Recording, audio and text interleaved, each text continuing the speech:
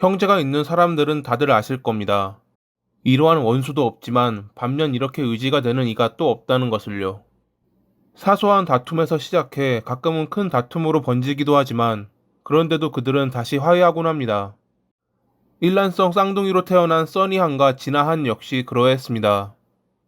그녀들은 자주 다투며 곧잘 화해했습니다. 진아가 써니를 죽이려고 했을 때도 말이죠.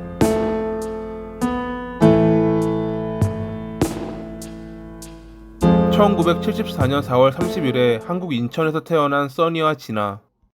자매의 어머니였던 김 씨는 미국 캘리포니아 남부로 이민을 가게 됐고, 거기서 직업과 남자친구를 수시로 바꾸는 삶을 살았습니다.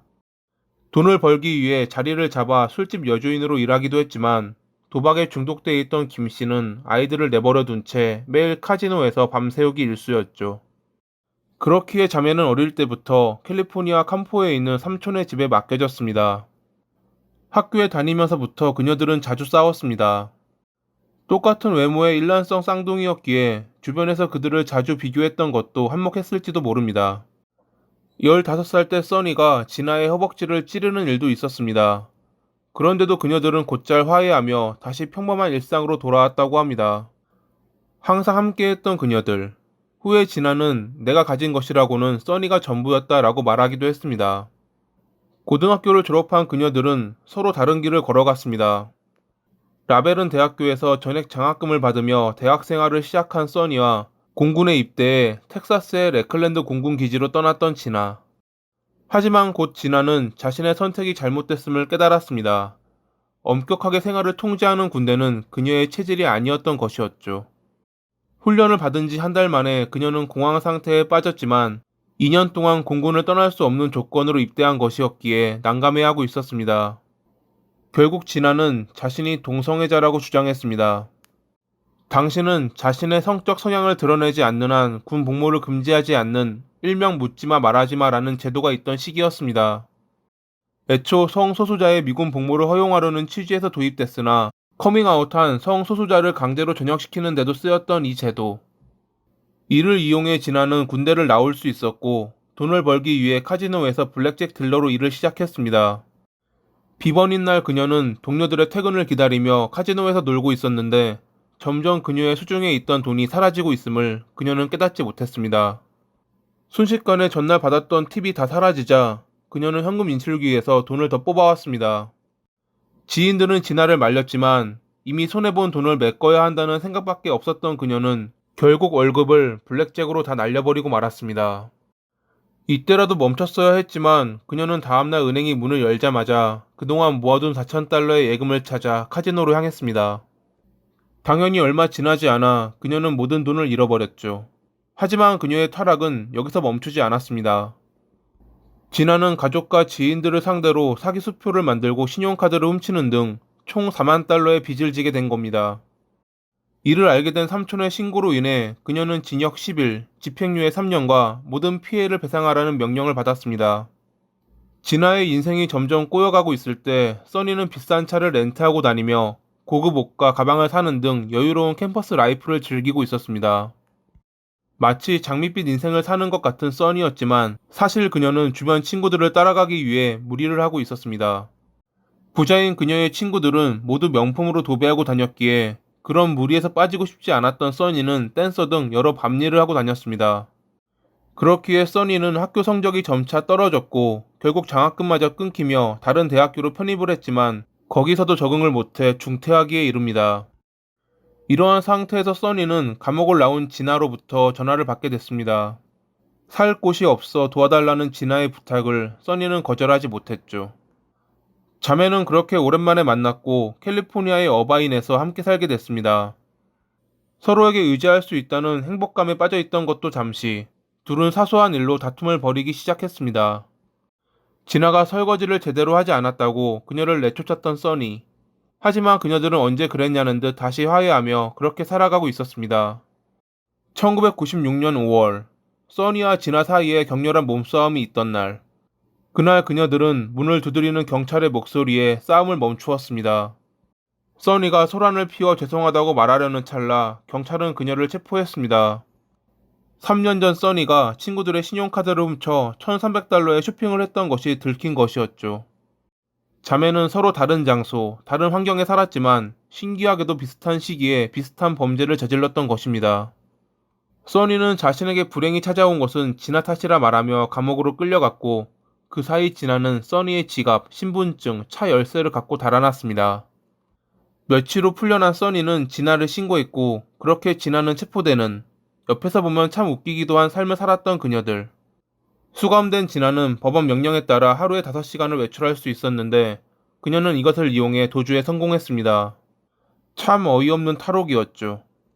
진아는 평소에 타고 싶었던 머스탱을 대여한 뒤 샌디에고로 도주해 방을 얻었고, 거기서 이웃인 16살의 아치와 그의 친구 조나단을 만났습니다. 진아가 타고 있던 머스탱에 관심을 가졌던 아치는 그녀와 이야기를 나누며 친해졌습니다. 자신이 실수로 총을 쏴 발에 생긴 작은 상처를 보여주는 아치에게 진아는 동네 치안이 좋지 않은 것 같다고 말하며 총을 구할 수 있는지 물었습니다. 그렇게 단돈 60달러에 진아에게 총을 구해주었던 아치. 그로부터 며칠 후 아치와 조나단은 학교에 가기 위해 집을 나왔을 때 진아를 발견했고, 학교까지 태워다 줄 수 있는지 물었습니다. 진아는 그런 그들에게 자신이 1시간 거리에 있는 언니의 집에 가 물건을 가져와야 하는데 그것을 도와달라 부탁했습니다. 처음 아치와 조나단은 이를 거절하려 했지만 함께 가주면 100달러를 준다는 그녀의 제안을 결국 수락했죠.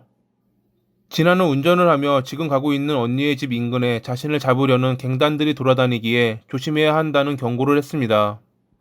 써니의 집이 있는 어바인에 다다랐을 때 진아는 편의점에 들러 덕트 테이프와 끈을 구매했습니다.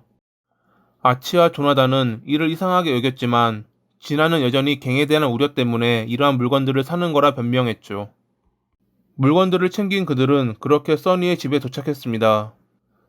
진아는 아치와 조나단에게 총을 주며 써니의 집으로 들어가 자신의 물건을 가지고 나와준다면 100달러를 주겠다고 거듭 말했습니다. 아치가 뭐하러 총을 가지고 가야 하냐고 질문을 하자 돈을 더 주겠다고 말하며 사람을 죽여본 적 있느냐고 물었던 진아. 아치가 혼란스러워하며 그런 적 없다고 말하자 진아는 조나단을 바라보았고 조나단 역시 고개를 가로저었습니다. 그러자 진아는 갑자기 운전대를 손으로 치며 분노를 표현했는데 후에 아치는 이것에 대해 당시 진아가 무슨 짓이든 할 여성으로 보였다고 진술했습니다. 그녀가 자신들을 죽일지도 모른다고 생각했던 아치는 총을 들고 일어났고 써니의 집으로 가 잡상인으로 위장해 문을 두드렸습니다. 잠시 후 써니의 룸메이트가 문을 열어주자 방 안으로 침입했던 아치와 조나단. 당시 욕실에 있던 써니는 침입자가 들어온 것을 알아차렸고 곧바로 경찰에 신고했습니다. 써니가 아치에게 발각되며 룸메이트와 함께 포박당했을 무렵 밖에서는 경찰차의 사이렌 소리가 들리기 시작했습니다.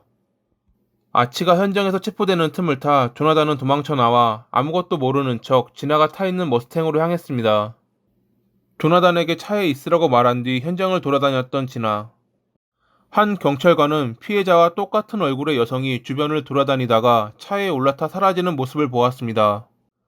경찰은 피해자인 써니에게 진아라는 쌍둥이 동생이 있다는 것을 전해 들었고, 한 제보자로부터 수감 당시 진아가 써니를 죽이고 싶어 했다는 정보를 얻게 됩니다. 게다가 체포된 아치가 신문 중 모든 것을 자백했기에 이제 진아는 쫓기는 신세가 됐죠. 진아를 쫓고 있던 경찰은 그녀가 대여한 머스탱을 반납해야 할 날짜를 알아냈고 대여소에 잠복해 그녀를 기다렸습니다. 그렇게 체포된 진아. 체포 당시 그녀는 자신이 써니라는 거짓말을 했다고 합니다. 진아의 차 트렁크에는 쓰레기 봉투, 다목적 세정제, 장갑이 들어있었습니다. 그녀는 총기 소지, 살인 공모, 살인 미수의 혐의로 체포됐죠. 1998년 5월 8일에 진아는 26년의 징역을 선고받았습니다. 한국계 미국인 단체는 진아를 지지하며 자매가 싸우는 것은 한국 문화의 일부라고 주장했습니다. 이 일로 인해 많은 TV 프로에 출연한 써니 역시 진아를 용서했으며 여전히 동생과 유대감을 느끼고 있다고 전했습니다. 후에 수감 생활을 하던 진아는 자신의 범행에 부끄러움을 느끼며 언니에게 한 행동에 대해 큰 죄책감과 수치심을 느낀다고 말했습니다.